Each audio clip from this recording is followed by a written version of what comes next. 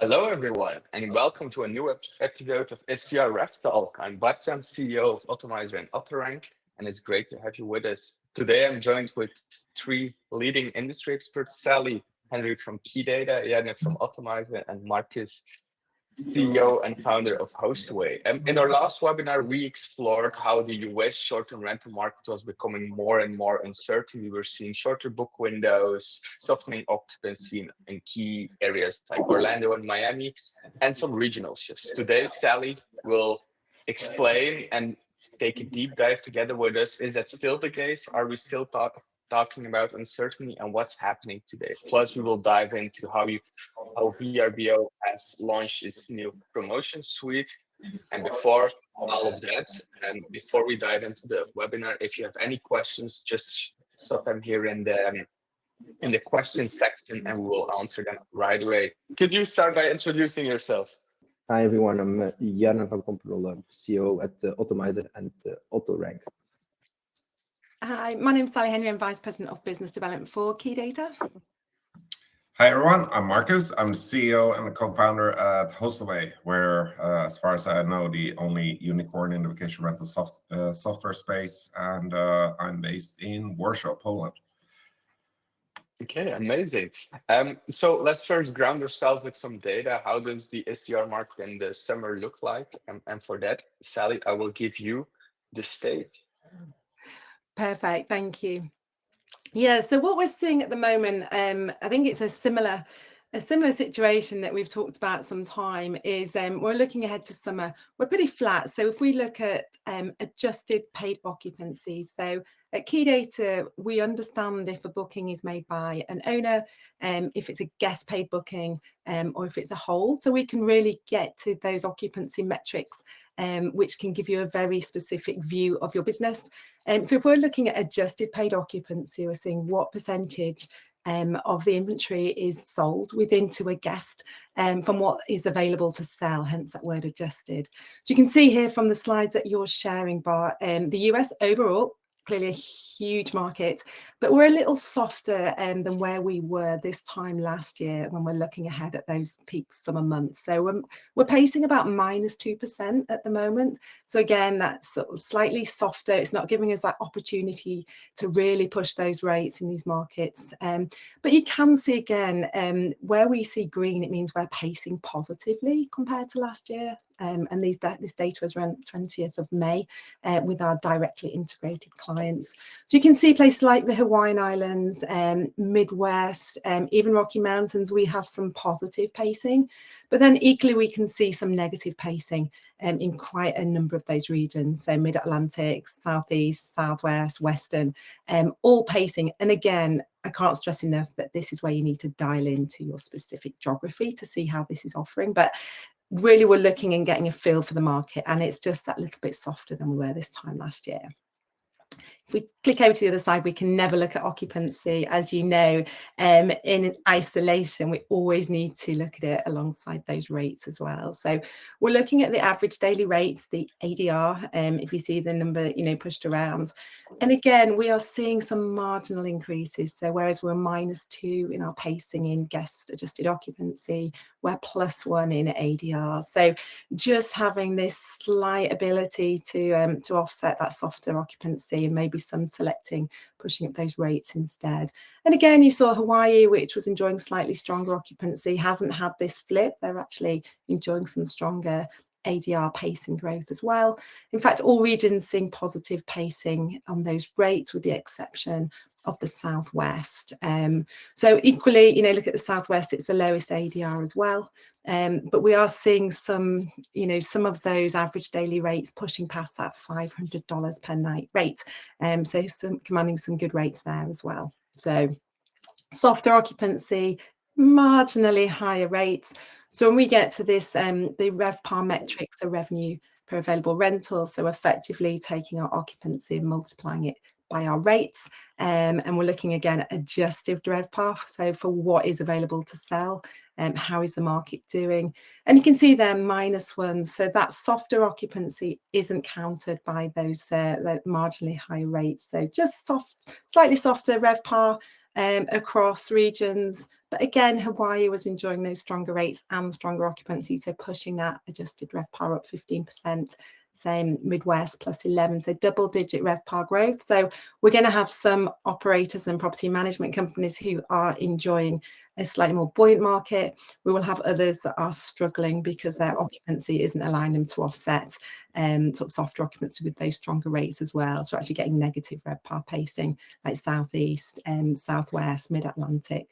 So it's going to be a mixed bag for everyone who is listening on the call. So some will be outperforming this, some will be struggling slightly, but I think having a gut feel for how the market's doing gives you some reassurance around what everyone else is facing right now, which is understanding the context of data is always a challenge.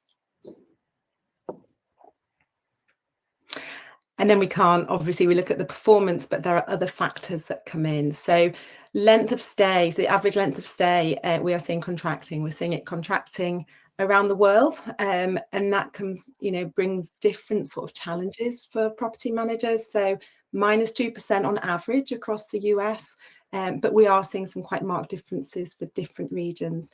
So this means if your length of stay is contracting, and even if it's only contracting marginally, you're just going to have to sell more to keep your percentage revenue, your percentage occupancy level even. So it's just this feels like you've got to attract even more bookings. You're going to have more frequent turnovers. Potentially your cost base will be high if you're just having to service more lower. So getting your prices right for shorter lengths of stay is hugely important. And then also using some market data to have those conversations with your owners to try and help explain what the market is commanding. Again, is those conversations that I urge you to use data for. So -2%, we've got like Hawaii looking pretty flat, but you can look at their average length of stay is just over 7 days, so a much longer market in terms of duration. And then you look at some like New England, so 5.2 days, but they're contracting -6% in terms of that. So that is going to have an impact on their operations, and it's going to have an impact on how they're communicating with their owners. So again, this will differ by the type of properties and if you're in a micro area or geography within, but it gives you a sense that we are seeing this demand, this market demand coming through for these shorter durations, these shorter length of stays. And then if we look to the last one, I'd say it's the booking window. So the amount of time spent between the guest booking and departing. And again, we can see that it's down around 3%. So it's at around 133 days for that summer. But what we are seeing is some really late bookings coming in. So the average is down, but equally people for the summer seem to be just holding out that little bit more. So we can expect a late booking market coming through. And again, the different regions book with different booking windows. You can see here the Southwest down at just 103 days versus Mid-Atlantic at like 144. But again, many regions down year on year in terms of pacing for how those bookings are due to be coming in. So the balance of getting your prices right for when you're expecting these bookings to come in and being able to communicate with owners that the market has possibly got later are all tools you need to arm yourself as we head into this peak summer period. What's very striking to me, Sally, is Hawaii is positive on each graph. It's overpacing. It's not even overpacing, but it's pacing better than the market. It's increasing in RevPAR. Do you have an explanation why there could be those local shifts? Yeah, Joe, I went and had a quick look. So effectively, we've seen the growth of supply decline if we look at in Q1. So as we know, the fundamental background to all of this is, what is the supply in an area? So what is your share of that supply as well? So in Hawaii, we've seen demand outstrip supply growth effectively. So that is almost underpinning most. So trying to understand the supply in your area, whether it's a short-term rental, obviously, but sometimes it can be what is some other spend available for consumers. Is there hotels come up? Are they being more competitive? Understanding your supply landscape is really important. It does dial in directly into your strategy.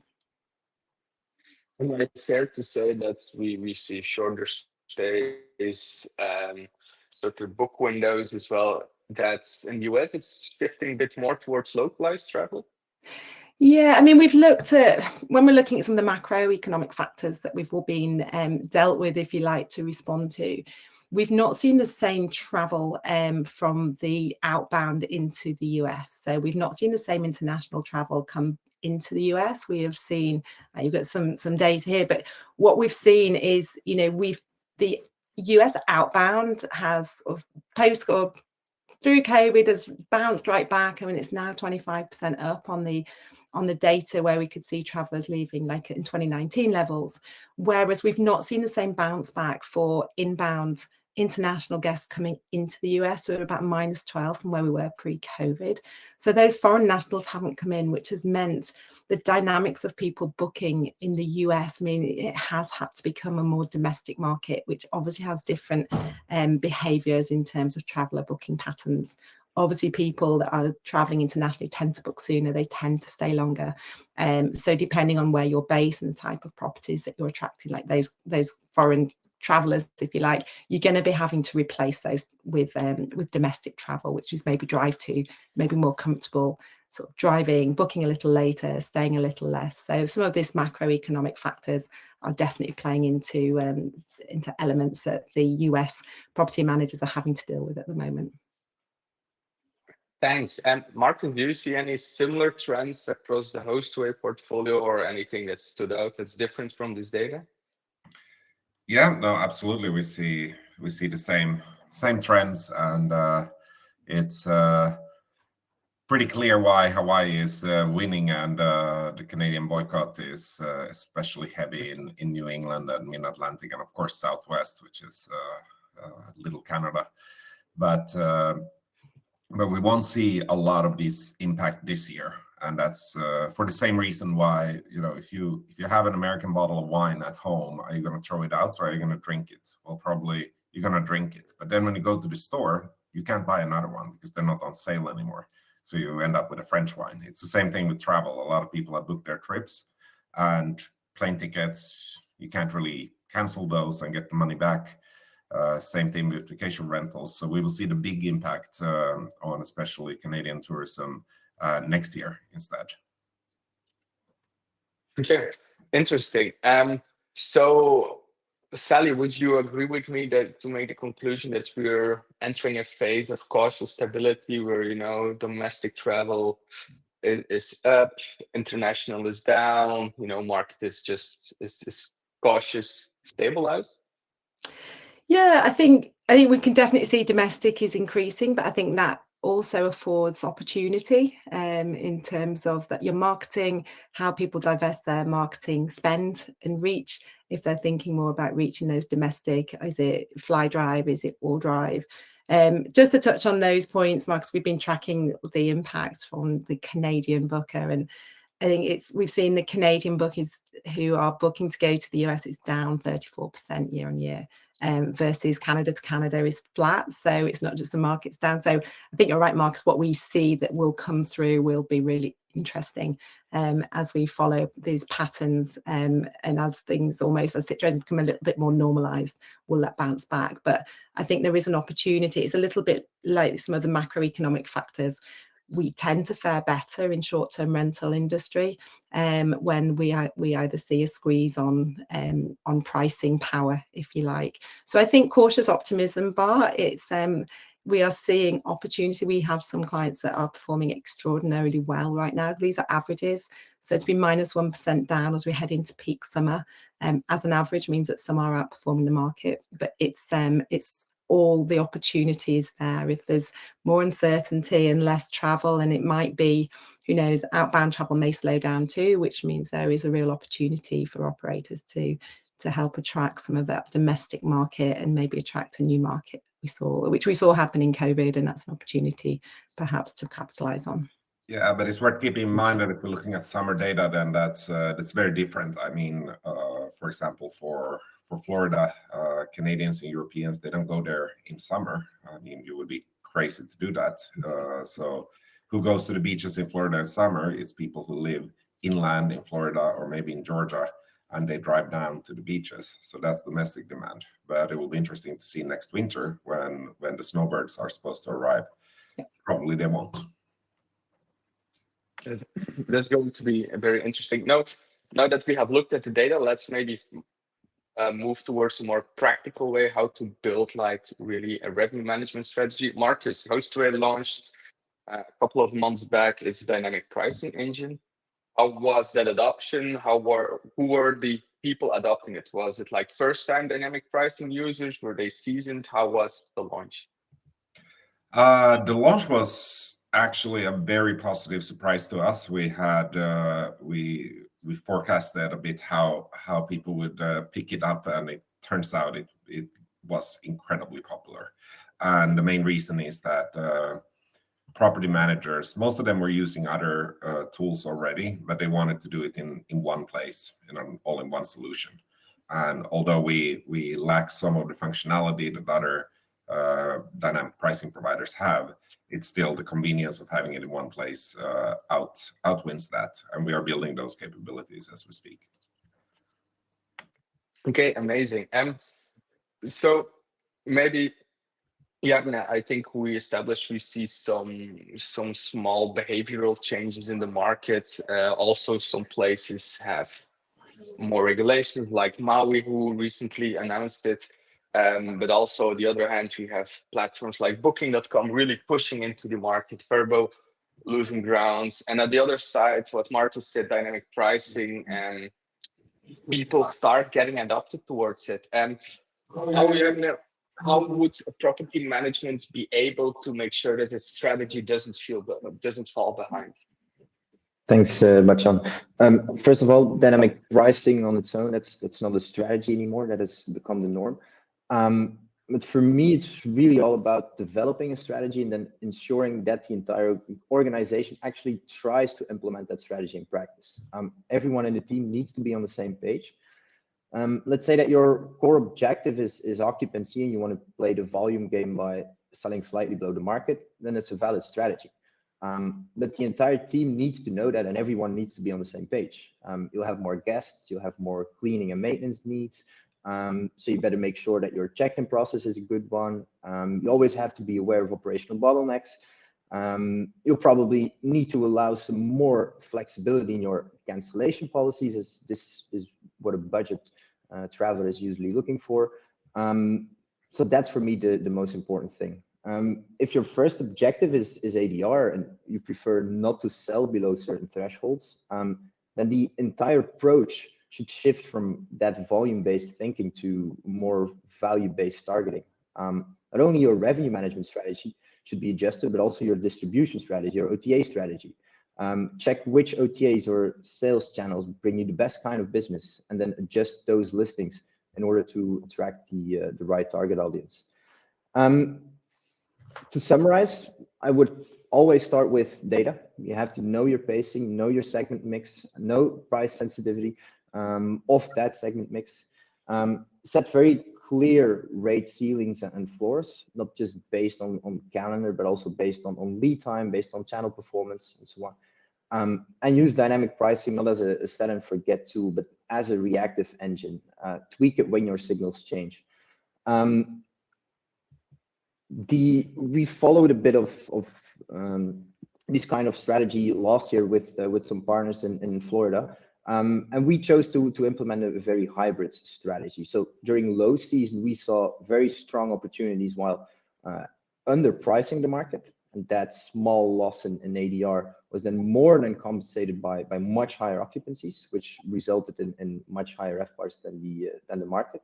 But then during high season, and especially event dates, however, where the markets is being close to being sold out, we completely shifted that strategy towards really trying to push for a higher ADR than the market.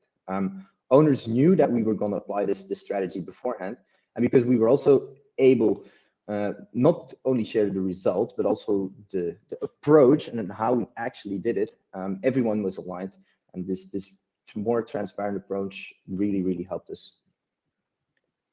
Is owner management then the key in succeeding a revenue optimizing strategy? I think that your owners definitely have to be aware of the strategy beforehand. You really need to communicate which kind of market conditions that you're in. Your expectations for the summer, the data that Sally just showed, using key data. You can really show your owners what you're about to do, what your strategy is, which will definitely help a lot. Sally, is yeah, and I just mentioned key data and owners. Is it also utilized or used within your portfolio or within the key data portfolio to really educate owners on market data? Is that the use of key data? Yeah, it's one of the big uses. I mean, key data is a vast suite of business intelligence tools. So there is something for every section of your business, whether it's revenue, pure revenue management, if it's owner reporting and owner communication, that's probably one of the biggest, because being able to use, I suppose, independent data to talk to your owners takes away some of the emotion from their own performance. So you can say, look, this is what the market is commanding. You know, whether it's shorter, later, you can push prices up or down. So to your point, you know, that strategy that you're talking them through. It's important that they trust that data set. They can, I guess, decide whether they follow the strategy that you're recommending, but you're able to present some independent data, which, you know, if you're saying their beautiful range of properties isn't commanding the rate that they think it does, you can say it in a way to say, this is what the market is pushing, which can really help that information. So key data can be used for very strong owner communication. If you want to show them, you know, one unit versus the rest of the market, you can do that. Say, look, this is what other 3 beds with a pool are doing in the area. And again, it just helps set that independent precedence for what the market's doing. But you can also use key data for, you know, targeting different properties as well, for your marketing teams to understand those feeder markets, because again, they all play into what you're expecting. You know, how are channels performing? How are people cancelling? You know, what are you expecting? You shouldn't have surprise in your business. You should have that strategy. Whether the strategy wins or not, sometimes you have to go through and trade, you know, through the season, but you have a strategy that you're monitoring as opposed to being surprised at the end of the season. I think that's probably the key. The tools are there to use, and especially going into a market which is sort of on the fine balance right now, I'd use every tool going to me that will help you outperform the rest of the market. Yeah, we worked a lot with property managers, and we identified that there's typically 3 key areas where property managers have weaknesses. Because when you run a property management firm, you need to be an expert at everything. You need to be your own legal advice, your own HR. You need to be your own marketing sales guru. You need to be data analyst and so on. The 3 main areas where property managers often find lacking are people management, the second one is finance, and the third one is marketing.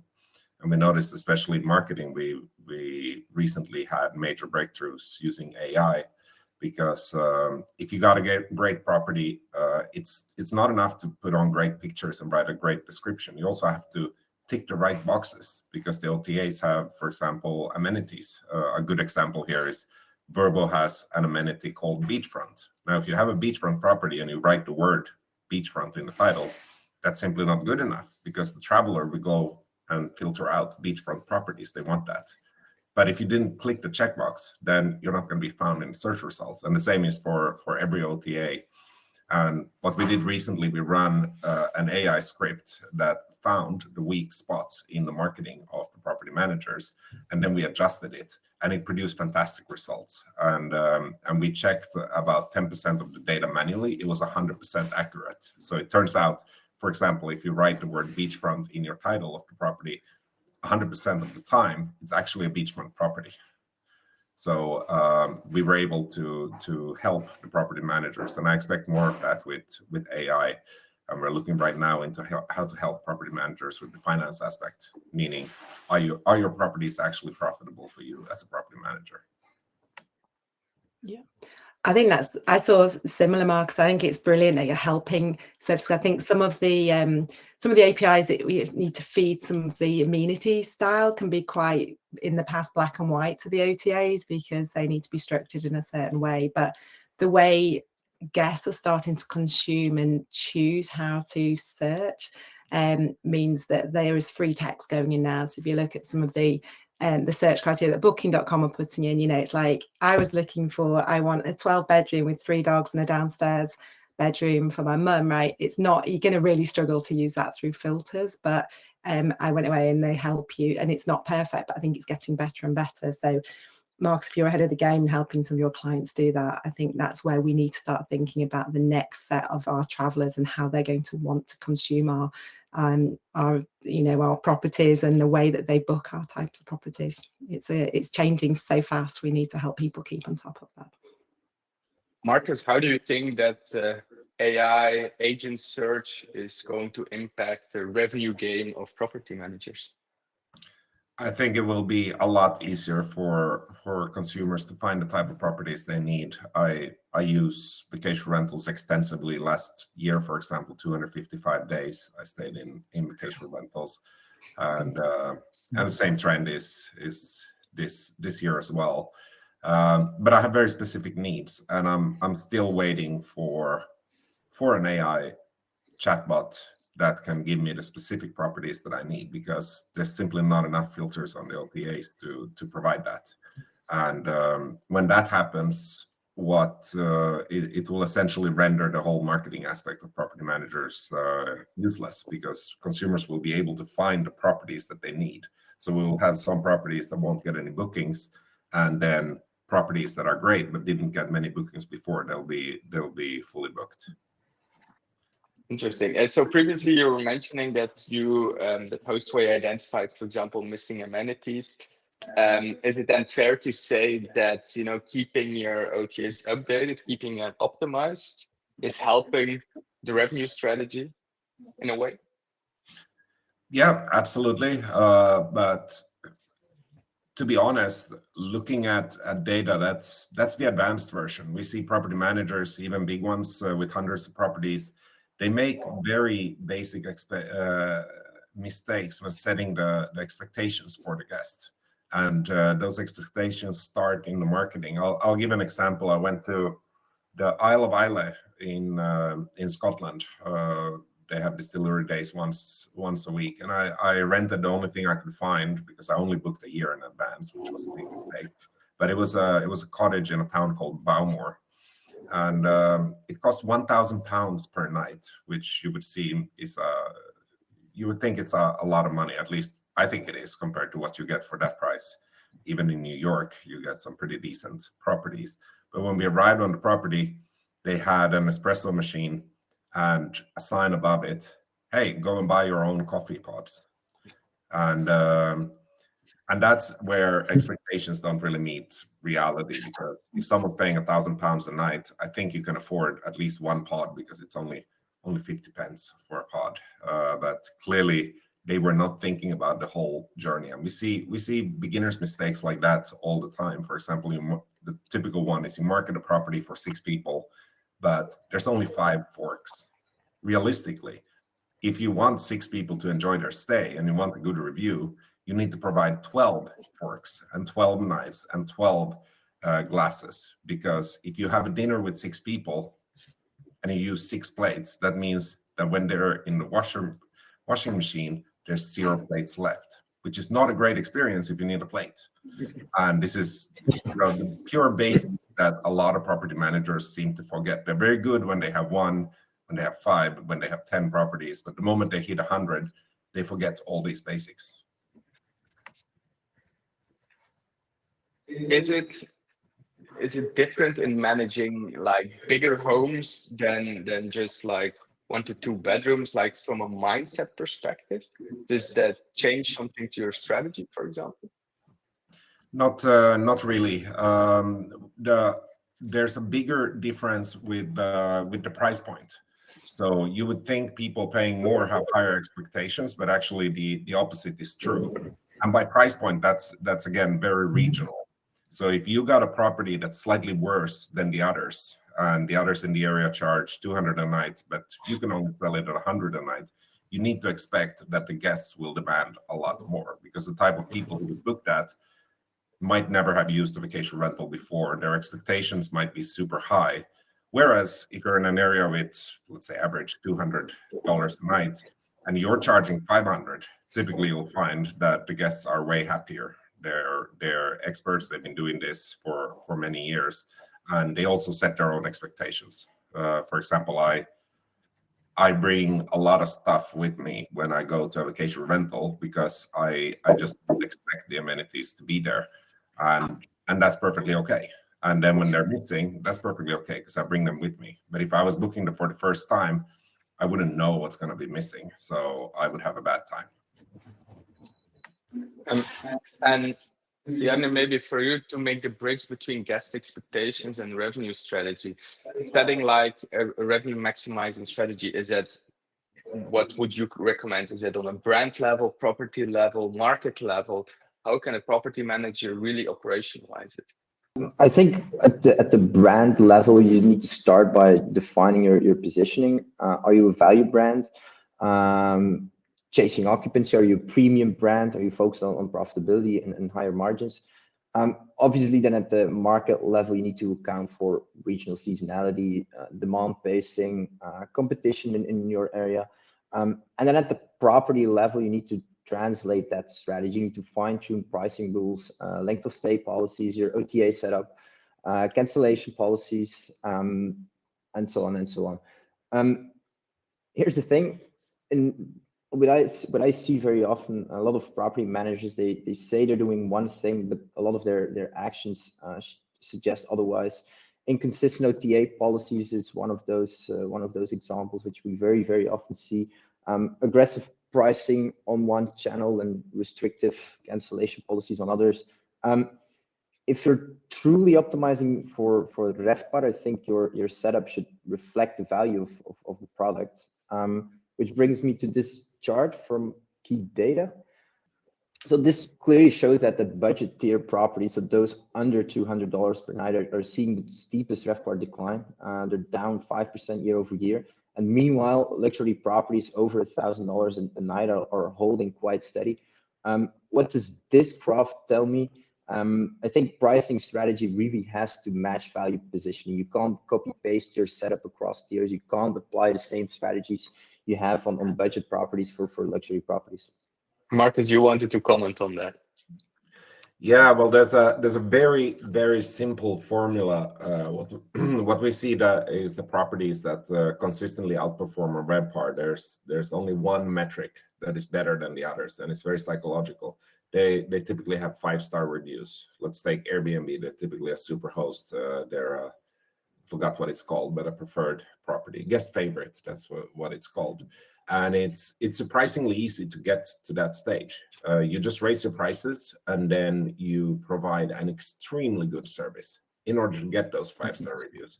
Because the consumer, when they're making a booking, some of them don't really care too much about price. But they will notice that, hey, all the other properties are 200 and this is 500 and it's a similar property. But then when they see the reviews and they see that guests actually preferred paying 500 compared to paying 200, they'll book that 500 just to be sure that they have a good experience. And that's how you can substantially increase your revenues. But you can't do that if your average review on Airbnb for all your properties is 4.5. No, you got to have 4.98 for your 85 properties in order for that to happen. And that's why good property managers really can stand out from the rest, because when you look at data, you're looking at the whole market, you're looking at supply and demand and ADRs, even the word is average daily rate, but that doesn't apply if you have an outstanding property where people have a better experience. And you can choose that. You can choose who comes to your property in the marketing that you're doing, in the message that it sends. But that's something that very few property managers are able to unlock. Okay, Sally, how do you look at it, especially with the graph of key data being presented? Yeah, I mean, I agree. And I think even if you put yourselves in the eyes of a consumer, you want value, whether or not you're staying in something that's $1,000 a night or 200, you want to make sure, which ultimately dovetails back into your review, as Marcus rightly says. So you're going to be higher up those sort of search ranking, the algorithms with the OTAs. It's going to almost self-perpetuate. So I think to deliver against guest expectations, whichever tier you are, should be something you're fundamentally striving for to get those reviews. But people, especially in the current macroeconomic climate, they want value. Whether that value is at $2,000 a night or $200 a night, they still want to feel that they've got what they've paid for, and then that will feed back into the review. So yeah. Has the value perception changed over years? Do people expect more for less, or has it stayed consistent? It's more of a philosophical question, but how do you guys look at this? I personally think that certainly within short-term rentals around the world, that the standard's gone up and people do have this base expectation. So Marcus, you travel with your worldly goods on your back by the sounds of it. Not everyone has the foresight or the ability to do that. So I think to the point of, do you have place settings for 6 or 12 people? Do you have the right consistent linen? That comes somewhat across from property management companies helping owners to be delivering what is expected from the clients now. There's more competition out there generally from other sectors of accommodation as well. And I think we need to be smart to understand that and to deliver that exceptional service, whatever the band rate is, because people will vote ultimately with their wallet. And if they're deciding whether they go on 3 trips a year or 5 trips a year or stay for 7 nights or have to downgrade it to 5, they still want value. Whether or not it's a hotel, a short-term rental, a different alternative accommodation, totally. Yeah, since you asked a philosophical question, I like those. What we're seeing is a split in the consumer behavior, and it's very much driven by macro and microeconomic factors. So essentially, the lower end of the income class, they're having a harder time. There were many years of inflation, and now there's a lot of layoffs going on. What it means is that if you're marketing your properties to, let's say, the bottom 40% of income earners, probably this is the only vacation they'll take this year, which means their expectations are going to be super high and extremely hard to meet. Because if it's your only vacation and you're taking this 1 week a year, it better be perfect. And then if you book a low budget property because that's all you can afford, it still has to be perfect. On the other hand, we're seeing that the high end, the highest salaries are going up. Bitcoin is another all-time high. Stock market is an all-time high. So for these luxury properties, people have more money than ever before.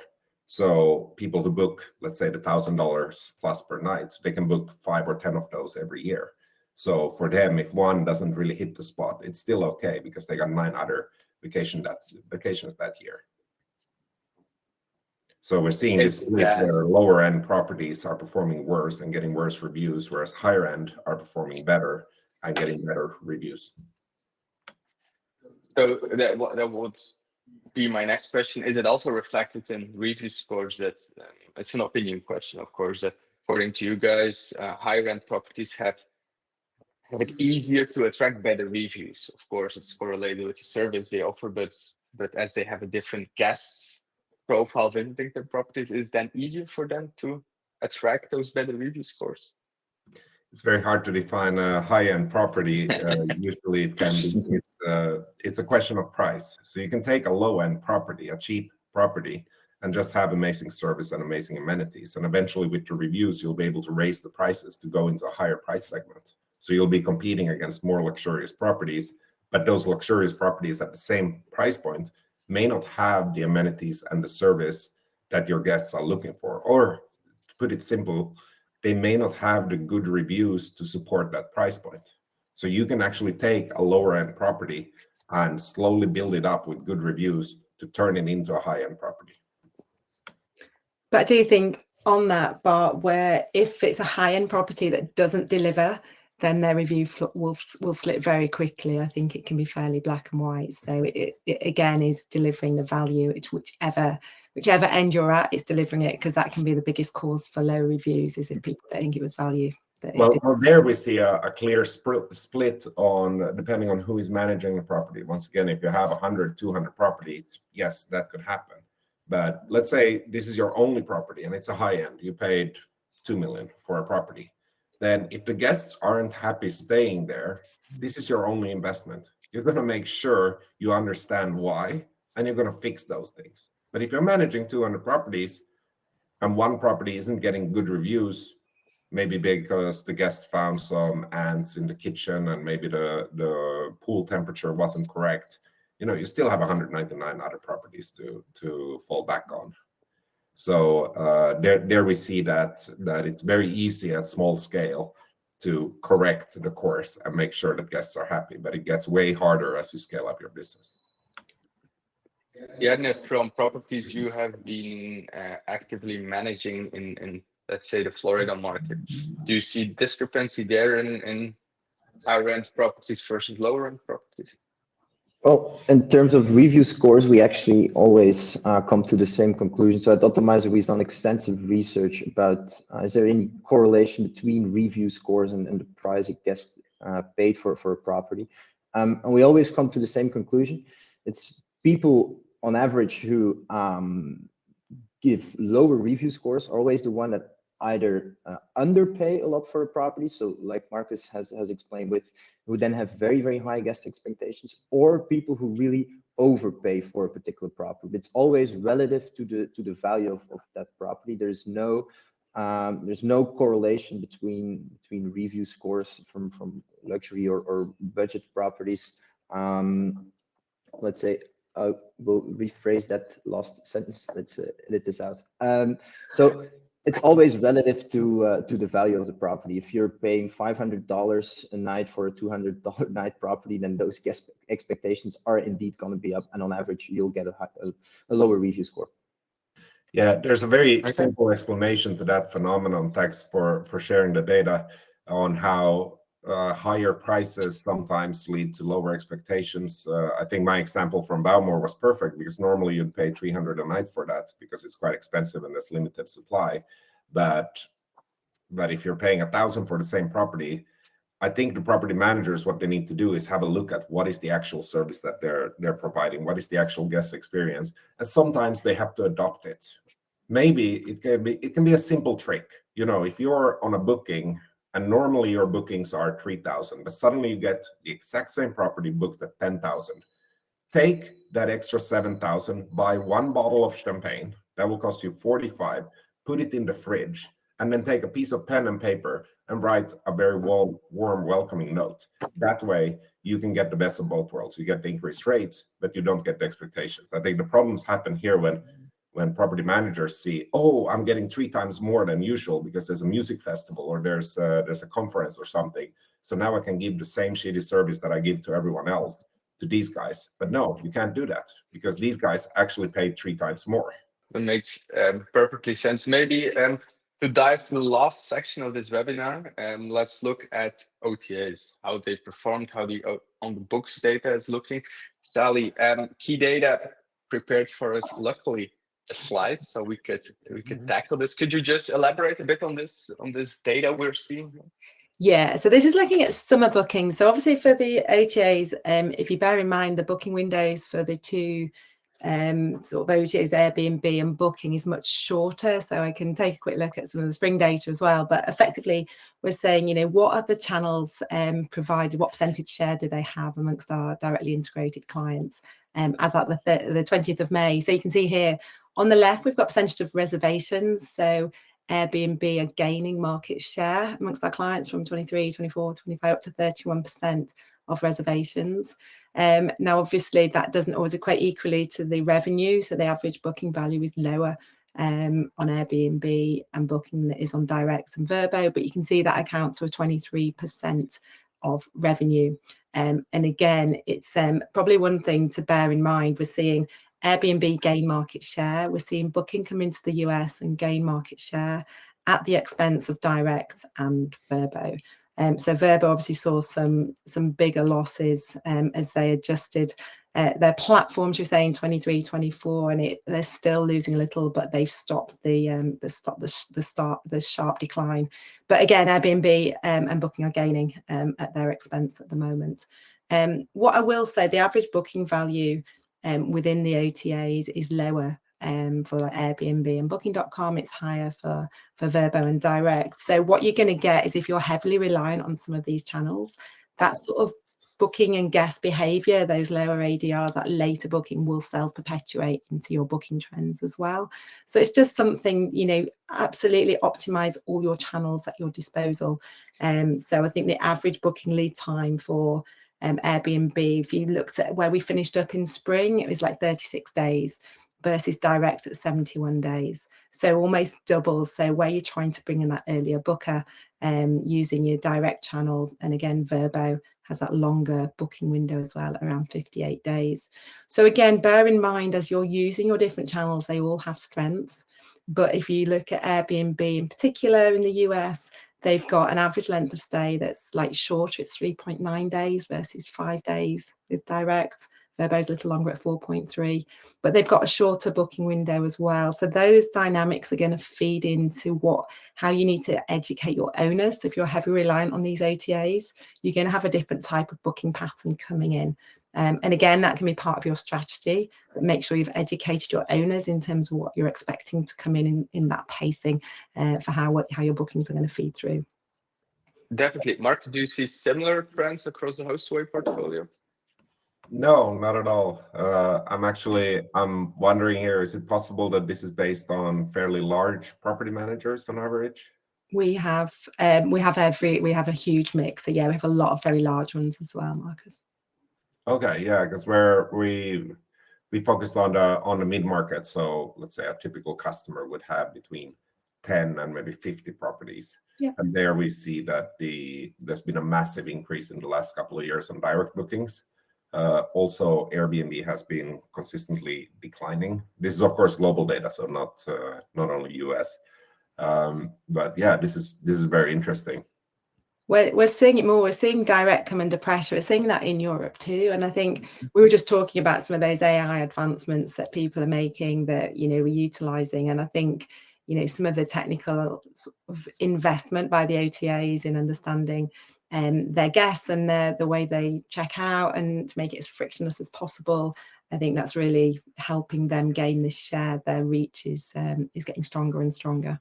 So if you're investing in your direct channels, you've kind of got to compete against some of that spend power as well. So we always say if you have a guest, to try and get them back the second, third and fourth time, that's a holy grail to get them to repeat book with you.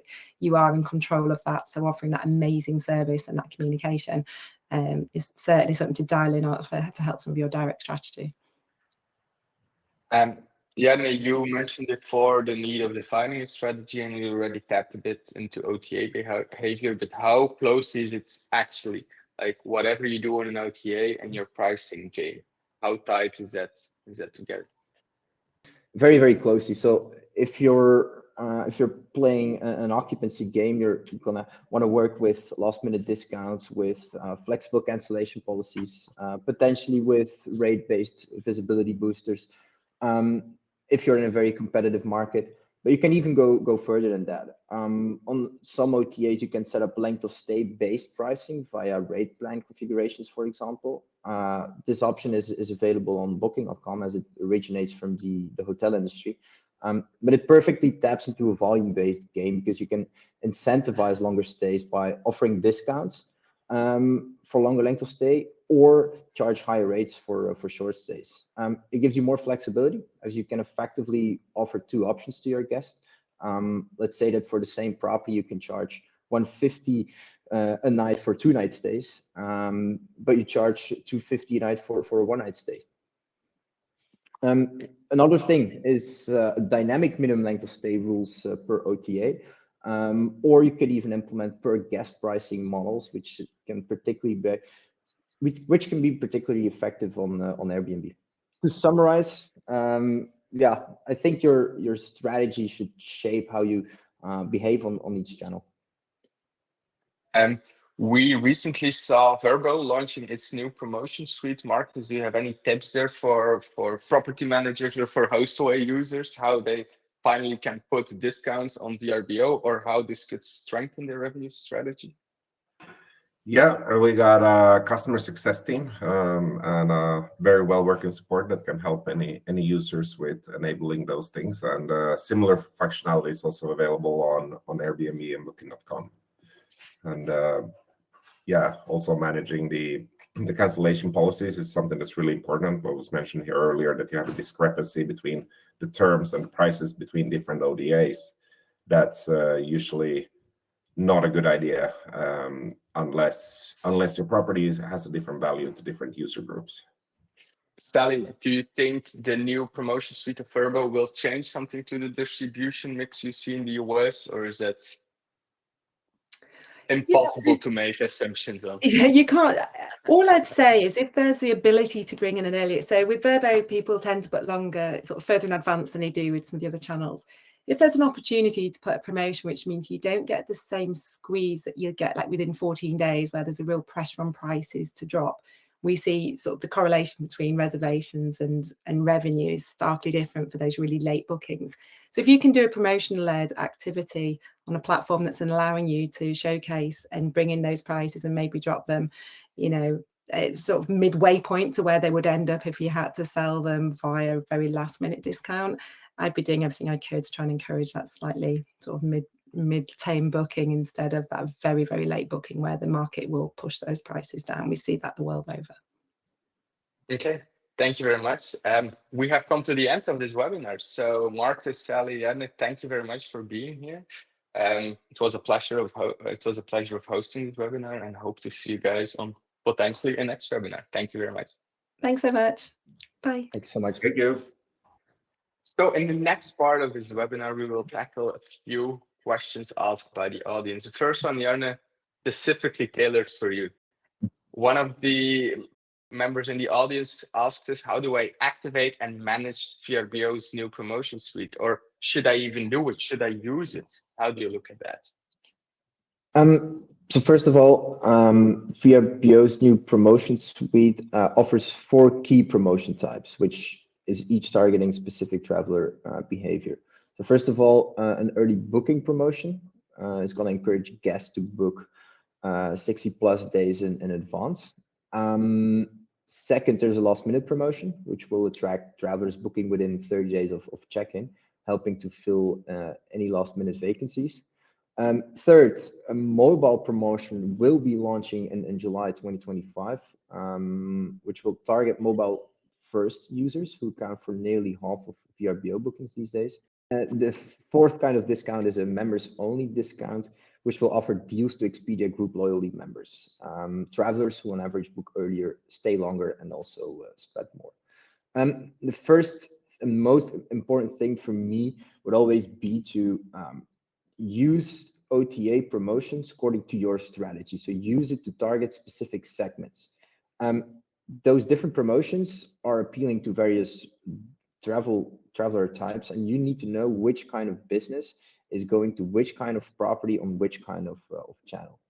A second reason to set up these promotions will obviously be improved sort rank. You might get promotional badging or increased marketing exposure across VRBO if you use these promotions.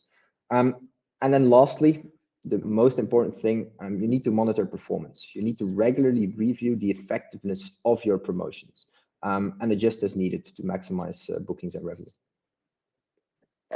The next question that someone submitted from the audience is, which OTA should I prioritize? And for this, I would like to answer it myself. This is actually quite difficult question because as a property manager, you want to be visible on as much platforms as possible. You want to be able to work across OTA. But if the question is directed, okay, I have a certain amount of hours that I can work on an OTA, on which ones should I work? Then it's looking at the data. Looking at your specific markets, which OTA is winning the race. For example, here in Europe, Booking.com is winning the race. We see a lot of regions in the US where Airbnb is leading the race, and it's all about optimizing your Airbnb so it can foster your demand for your property. So it's if you have only a set amount of hours you can work on OTAs, choose the one with the biggest market share in your region. If I look at property managers who optimize their winning OTA or the OTA who has a substantial increase or substantial bigger portion of the pie compared to other OTAs, we see that those property managers have it easier to tap into market demand because they tap into the market demand centered on that OTA. And then the last question of the audience is, I have great reviews, but I only have a calendar who is 50% full. Maybe Janne, let's do this one together. How I look at it, of course, we don't know the whole case here. We don't have all the variables, but this would mean for me that There is no presence on enough OTAs, maybe Airbnb in this case, because the client is, or the member is referring to Airbnb, is not attracting sufficient market demand, or his prices are off. Is there any off-the-shelf tip that you have in mind? Like you said, Bachan, it's we don't know all the variables in this case, and it's definitely going to be a combination of of different policies, price policy, cancellation policy, competition in the neighborhood. But perhaps this is a very very saturated market. I'm also not sure the 50% is referred to occupancy on a yearly basis, because in that case, 50%. Is actually not even that bad. Okay, then let's move to the key takeaways of the session. For that, I want to thank Jerne, Marcus, and Sally for joining me on this webinar. But if we just do a quick summary of what we discussed on this webinar, is that strategy is very important. Is defining the strategy and sticking towards that from a value proposition, but also from a revenue maximization point of view. If we then take a step back to the data that was presented by Sally from Key Data, is that booking behavior is changing, especially in the US. There's a bit more localized travels, a bit more uncertainty, Canadians not coming. But if we then also think on what Marcus says, is that for example, the new program that Hostaway ran on detecting the amenities clicked on VRBO, is that a lot of property managers still have a lot of work to do with just completing those OTAs, and that's very important because those OTAs are the strongest revenue drivers according to the data we saw from Sally. And we also saw that on the books data, VRBO and direct is slightly down, even though that direct and VRBO have a big revenue generation perspective, and that according to the data of Key Data, Airbnb is still gaining some ground, even though that Booking.com also gained a little, but not substantially, especially if you know all the marketing efforts they did. So thanks everyone for joining, and we hope to see you soon in one of our upcoming STR Rev Talk webinar series. You will receive an email after this webinar to rewatch it if you want, or to send it to anyone you know who wants to rewatch it, and feel free to share it with your colleagues, with your peers, with your friends, or with anyone who could be interested in this webinar. Thank you very much.